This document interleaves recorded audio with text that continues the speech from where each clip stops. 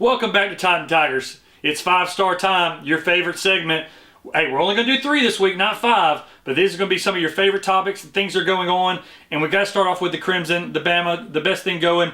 But obviously the worst thing going for Bama right now is them losing Ty Hayward, 5-star tackle. Bama's always gotten those recruits. Those recruits never leave. And it had me thinking, them losing a recruit like that, a 5-star, who is the most impactful recruit since 2000? I'm not going to go way back to the Stallings, Bear Bryant eras, but who are the most impactful recruits? Not the highest rated recruits. That would probably be like Andre Smith, but the most impactful recruits since 2000. So we'll start with number 5. Number 5, A.J. McCarron. A.J. was probably not the highest rated quarterback that Bama's gotten. That would probably be Bryce Young or Tua, but A.J. was the most impactful. 2 national championships, was a kick 6 away to go for 3 national champions. What a player, what a leader he was for the University of Alabama. A.J. was a winner, and what he did in his time under Saban may not ever be done in college football with the new NIL stuff. So I had to start off with A.J. He's my number 5. Number 4, Rolando McClain. This guy was Darth Vader if Nick Saban was the Emperor. This guy is the one that stopped Tebow. He's the one that changed the culture defensively for Alabama. And when he was on the field, that to me was one of the best defenses of all time. And I think it was him as a group effectively, but he was the one that ended the Florida dynasty and started the Bama dynasty. And Rolando was an incredible, incredible talent. And I think maybe the best linebacker ever to come out of Alabama. Number 3, Julio Jones. What can you not say about Julio Jones? Julio is an unbelievable NFL career, but his time in Alabama was very dominant. Obviously, the leading receiver for the 2009 national championship team. Julio is 6th all-time in yards for Alabama. There are a couple guys like Amari Cooper or Calvin Ridley or Jerry Jeudy that had more yards that you would think may be more impactful than Julio. Julio changed the culture. When Saban landed him, I think it really turned a lot of people's eyes back into Bama football is back. And Julio was the big star they had to get. I think things go a lot different way if they don't get Julio. And that's impactful to me. Not only as his big plays against LSU and all through his national title and career, but impact-wise, Julio, number 3. Number 2, the King, Derrick Henry.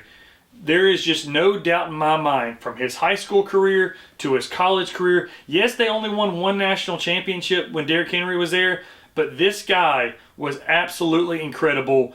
Derrick had beat out all these. I mean, they had T.J. Yeldon, they had Alvin Kamara, all these running backs, and yet King was the top of the pack. I think to me, he was the Heisman Trophy winner.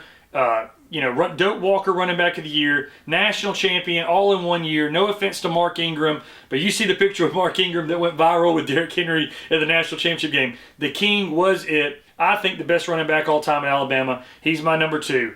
Number 1, Devontae Smith. Smitty. Not the biggest guy, not obviously the fastest, even though he is very fast. I'm not knocking Smitty's speed, but Smitty, first receiver Heisman Trophy winner. This guy was unbelievable. He was unguardable his junior year, but also you got to recall his freshman year. National championship game-winning catch from Tua against Georgia. So this guy won 2 national championships, won a Heisman. He is by far, he's got 46 touchdowns, which is 15 more than any other Alabama receiver. He's our second-place receiver in Amari Cooper. He's got 500 more yards than Amari. This guy was everything. And again, his last year, I don't recall anybody in the air, maybe outside of the years with the Gators and Ike Hilliard and Riedel Anthony or Jamar Chase and Justin Jefferson, where this guy was unguardable. And even in the national championship game, I think he had 200 yards at halftime. Devontae, most impactful recruit for what he did. I'm pretty sure there was a 6-touchdown game in there against Arkansas. Everybody remembers the LSU catch. He's the best, most impactful player for Alabama. Still doing it in the pros. He's playing in the conference championship this weekend. Shout out to Smitty. He's my number 1. All right, topic number 2.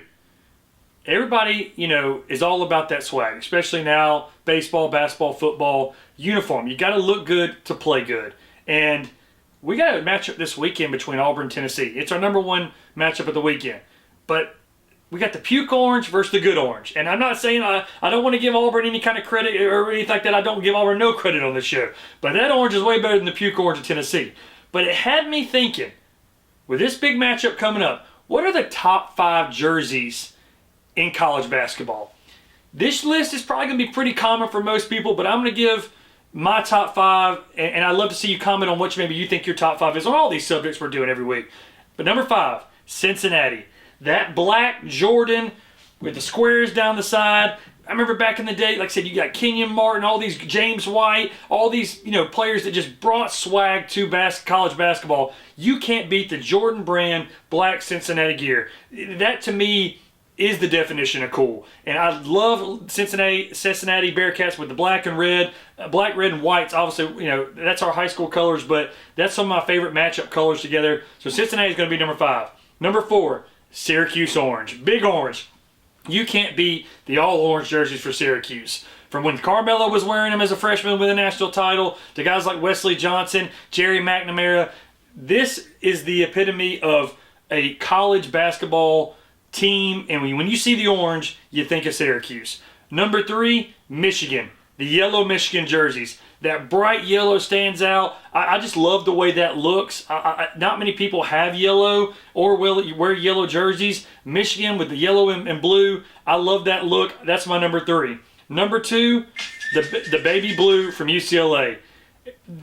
Baby blue is the best color it's my favorite color, but it's the best color in any sport.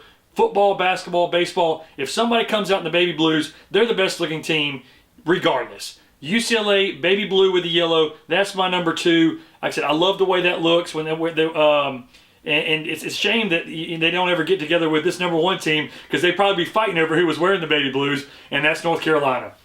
It's not because of Michael Jordan. It's not because of Ed Cota, who we talked about last week. This is the uniform. It's the Jordan brand uniform, but it is the best uniform by far in college basketball. North Carolina, every kid, no offense to Duke or UCLA, wanted these jerseys growing up. It's the epitome of college basketball, the standard of the uniform, and it is by far the best jersey in college basketball. North Carolina is my number 1. All right, third subject. Bama beat Kentucky in Rupp for the first time since 2005 this past weekend. It was the first time they beat Kentucky as a top 10 team since 2002. You just don't go win games in Rupp. And college basketball, I think, is the biggest home field advantage of any sport out there. College football, NFL, you name it. Nothing like a college basketball home arena. And I would think probably the stats back that up of how much the winning team usually wins that plays at home. Obviously, I love to see people rush the floor. Upsets usually happen at home, not on the road. So we'll start off with our 5 toughest places to play in the SEC. Number 5, this is my first tie, Vanderbilt and Tennessee. I think growing up, Vanderbilt was probably tougher than Tennessee. I think Tennessee has become tougher now. But Vanderbilt, very weird. You have your benches at the end of the courts.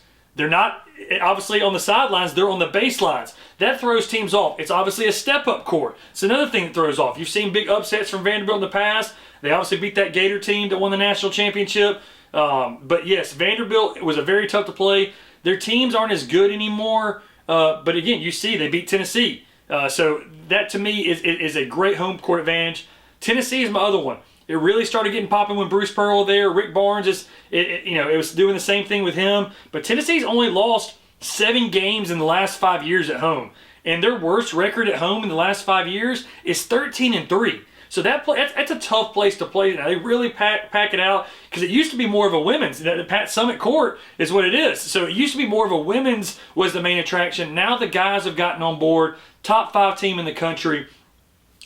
Tennessee's rocking at everything. I hate to say that because I hate that puke orange. They got a good baseball team, national champions. They got a good football team, and they got a good basketball team. So that would be my tie for top 5. Number 4 would be Arkansas. 40 minutes of hell. Now, it's fallen off a little bit with Calipari lately, but still, Arkansas has always been a very tough place to play, and it's very hard to go into Arkansas and win a game. And I think Cal will finally get that back going again, but that would be my number 4. Number 3, the O-Dome, the Gators.